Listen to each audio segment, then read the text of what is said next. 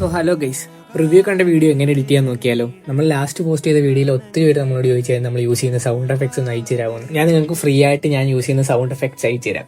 അതിനുവേണ്ടി എന്നെ ഒന്ന് ഫോളോ ചെയ്യുക, കമന്റ് ബോക്സിൽ SFX എന്ന് കമന്റ് ചെയ്യുക. നിങ്ങൾക്ക് പേഴ്സണലായിട്ട് ഞാൻ സെൻഡ് ചെയ്തത്. സോ റിവ്യൂ കണ്ട വീഡിയോ എങ്ങനെ എഡിറ്റ് ചെയ്യാൻ നോക്കിയാലോ. അതിനുവേണ്ടി നമ്മൾ കീ ഫ്രെയിംസ് എല്ലാം ആഡ് ചെയ്യുക കറക്റ്റ് പൊസിഷനിൽ. അതിനുശേഷം എവിടെയാണോ ട്രാൻസിഷൻ വേണ്ടത് ആ ഒരു പൊസിഷനിൽ കൊണ്ടുവച്ചതിന് ശേഷം ഫ്രീസ് ചെയ്യുക.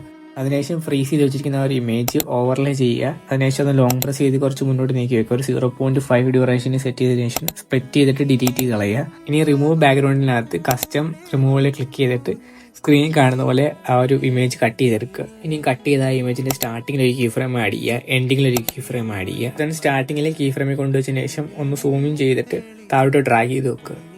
അതിനുശേഷം നമ്മൾ ചെയ്യാൻ പോകുന്നതെന്ന് പറഞ്ഞാൽ ഒരു ക്ലിച്ച് എഫക്റ്റ് ആയിട്ടുള്ള ഒരു ഓവർലെയാണ്. അത് ഞാൻ ആ സൗണ്ട് എഫക്ട്സിനോട് അറ്റാച്ച് ചെയ്തിട്ടുണ്ട്. ജസ്റ്റ് കമന്റ് ഇടുമ്പോൾ തന്നെ ഓട്ടോമാറ്റിക്കായിട്ട് നിങ്ങളുടെ ഡീനി വരുന്നതായിരിക്കും. ജസ്റ്റ് ആഡ് ചെയ്ത് കൊടുത്താൽ മതി.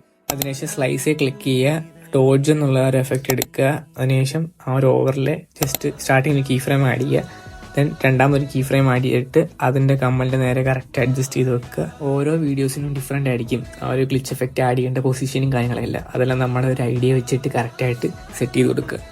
അതിനുശേഷം പാനലിൽ എഫക്റ്റ് ക്ലിക്ക് ചെയ്യുക, വീഡിയോ എഫക്റ്റ് എടുക്കുക.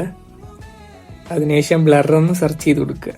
എഫക്റ്റ് എല്ലാം ലോഡ് ആയതിനു ശേഷം ബ്ലർ എന്നുള്ള എഫക്റ്റ് ക്ലിക്ക് ചെയ്യുക. അതിനുശേഷം അതിന്റെ ഡ്യൂറേഷൻ ഒന്ന് അഡ്ജസ്റ്റ് ചെയ്ത് കൊടുക്കുക. അതിനുശേഷം ഒബ്ജക്റ്റ് ക്ലിക്ക് ചെയ്യുക, ഓൾ വീഡിയോ കൊടുക്കുക. അതിനുശേഷം എഫക്റ്റിന്റെ സെന്ററിൽ ഒരു കീ ഫ്രെയിം ആഡ് ചെയ്യുക. അതിനുശേഷം സ്റ്റാർട്ടിങ്ങിലെ കീ ഫ്രെയിമിന്റെ വാല്യൂ ഡിക്രീസ് ചെയ്യുക, എൻഡിങ്ങിൽ ഒരു കീ ഫ്രെയിം ആഡ് ചെയ്യുക, അതിന്റെ വാല്യൂ ഡിക്രീസ് ചെയ്യുക. അതിനുശേഷം വീഡിയോ എഫക്റ്റിൽ പോവുക, സോഫ്റ്റ് എന്ന് സെർച്ച് ചെയ്യുക. ഒരു ഗ്ലോ എഫക്റ്റ് കിട്ടാൻ വേണ്ടിയാണ് സ്ക്രീനിൽ കാണുന്ന സോഫ്റ്റ് എന്നുള്ള എഫക്റ്റ് ക്ലിക്ക് ചെയ്യുക. അതിന്റെ ഡ്യൂറേഷൻ ഒന്ന് അഡ്ജസ്റ്റ് ചെയ്ത് കൊടുക്കുക.